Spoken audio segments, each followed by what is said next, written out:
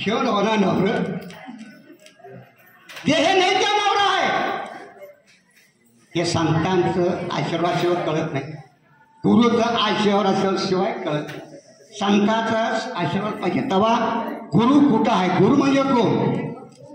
गुरु कुठं आहे? गुरु जवळच देव आहे आणि देव आहे तो गुरुच आहे. तर समान करतं ते मी आणि तू नाही तिथं एकच. संतांनी काय सांगितले, तुम्ही मला भजण्यापेक्षा गुरुचं सेवा करा. पण गुरु कसा असावा हे त्यांच्या आमच्या जवळ आहे आणि आपण कसं वागावं हे आमच्या जवळ आहे. हां म्हणून आमच्यासारखे आल्याने आता ते काय म्हणतात, नवरा नको ग बाई हो दाला नको ग बाई. दादा कोण? नवरा कोण?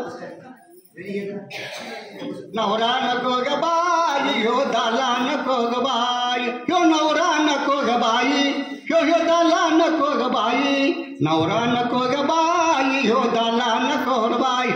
एक मिनिट या महाराज, आमचे गुरु महाराज आले.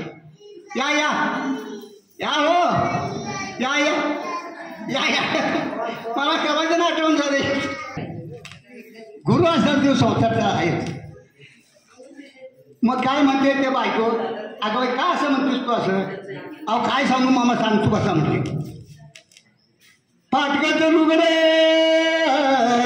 तुटकाचं चोळी ह्या आमचे गुरु महाराज. या तुटकाचं गोळी आणि बंद करतं रे खरी तुटकाचं चोळी. त्याला शिवायला दोराचं नाही हो नवरा नको बाई. हे नेसायचं झालं, खायला तर आहे.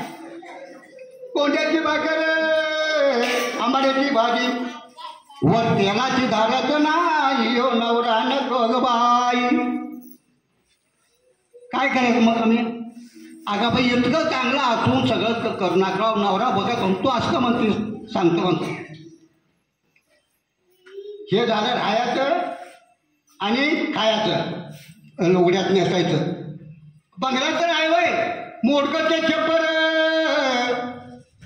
त्या तुटकं ते दार. आज घरात देवपण नाही हो नवरा नको ग बाई. कसं करायचं आपण? एका जनार्दन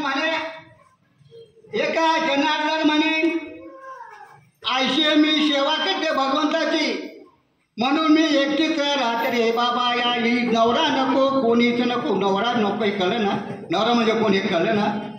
हां म्हणून काय म्हणतो तुम्ही आम्ही सगळं मिळून अगदी भाव भक्तीनं. आणि मला मूळ पाया म्हणजे हे करून घ्यायचं नव्हतं. मूळ पाया सांगतो हे मला ना असं नको. प्रेम करा, आईवर प्रेम करा, बाबा रूपात प्रेम करा, दुसऱ्यावर प्रेम करा, गरीबाला दोन घास घाला.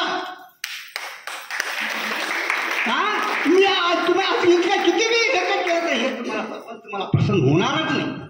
हे सर देखावा आहे, देखावा. मोठमोठ्यांचं करतात हो, आमच्यासारख्या गरिबांचे कोण खूप बघत नाही तिकडे. म्हणून तेवढाच पैसा ह्या गरिबासाठी खर्च केला तर त्यांचं दारिद्र्य निघून जाईल. मग आम्ही कसं करायचं तुम्ही सांगा बरं. म्हणून म्हणतो तुम्ही आम्ही सर्वजण मिळून सेवा करूया जनतेची.